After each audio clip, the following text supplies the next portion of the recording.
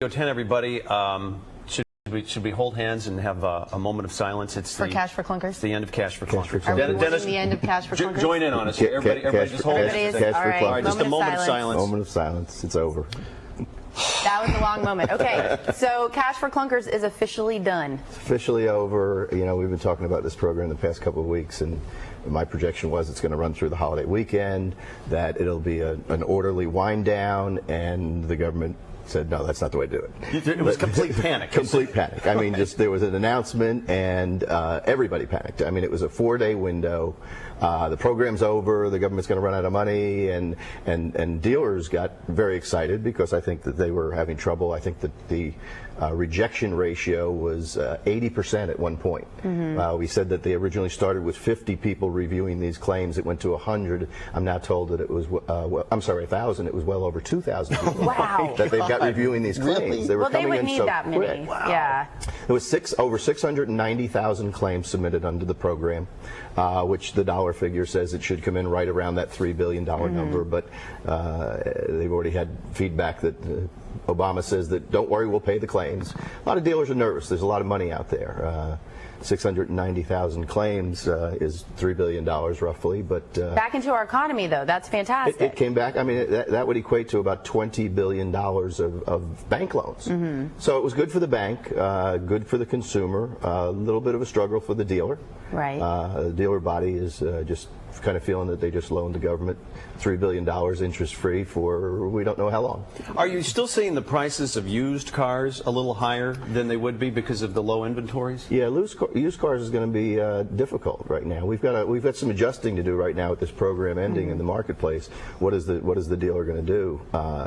You've taken a lot of cars out of the market, the typical low-end used car market, and just they're gone. They're not there any longer. So there's going to be a little bit of heartache in some of this market where some people can't get a $6,000, $7,000, $8,000 car that a lot of people just need for transportation. Now, I understand that there are several manufacturers out there who have ramped up their processing to try and get you inventory in new cars as well. Production is out. General Motors has some overtime. Ford has added another shift.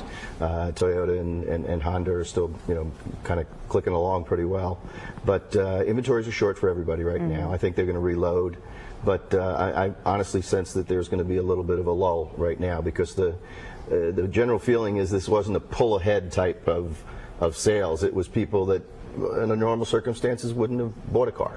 But they said, well, why not? I'll never have this chance again. I've got this beautiful 1998 Cadillac Brougham with the, the big wheel on the back, and that person would have driven that car for the next 10 years. Sure. But they said, well, why not? If the government's going to give me $4,500, I might as well just do it. So. Now, you take tremendous pride in your website, and it really is a great website. Tell us about buying a car online, and you're talking about this new website you're starting for service as well. Yeah, we've done a lot of work online with email contacts with people, building our email database, communicating online, because I think that's the way the consumer wants to talk right now.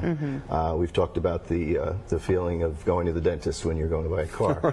So, we've worked hard to eliminate that. You'll see on our website we've got a link directly to myself, where if you want to ask me a question, it's questions@chevroletoftampa.com. We've got the link to go on and get a value for your vehicle. But right now we're going to start concentrating. By next week we hope to have a satellite website out that's going to be strictly dedicated to the service and maintenance of your vehicle.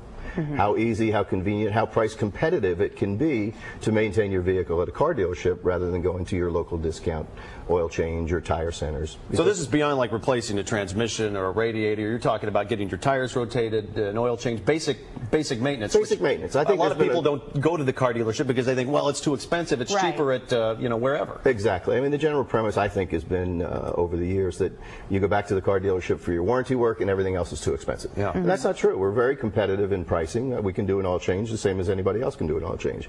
We have tires and we can be competitive. So our particular dealership is going to concentrate on that over the next couple of years and continue to build that owner loyalty base, because that's really what got the car industry in trouble to begin with. Well, Right. and think about it like this. Do you really want somebody making minimum wage draining the oil out of your car and you're trusting them to put it in properly again and And get to everything always have tight? all the information correct, the kind of oil Yeah. your car needs, and all of that stuff. That's something that is not just about a database, it's also about a relationship. Yeah, our cars today are very technologically difficult to deal with, and most of your, I mean, a lot of people, we get people coming in and saying, my oil light won't go off. Mm-hmm. Well, that's because you went down the street, got it changed for $14.95, and they don't have the equipment to turn the light off. I mean, we have vehicles right now where periodically it'll just flash in front of you. You have an 80% life left in your oil, and when it gets down to 40, you probably ought to change it. But you know, there's so many computers and so much data going on in these cars that your typical, you know, side street garage just can't handle it. Well, I know years ago, if you had a high school education, you could work on cars. Now, I think the minimum you have to have is a college degree because of all the computer technology. Right. The It's very- training is extremely detailed, and we're, you know, we do a pretty good job at that. So we're going to get more into the website, the upcoming satellite website next week too as well. And we want to encourage you also, if you do have questions, to send them to Dennis at questions@chevroletoftampa.com. There's a link directly there on the page. There it is for you. And you can also call 813-375-9250 if you have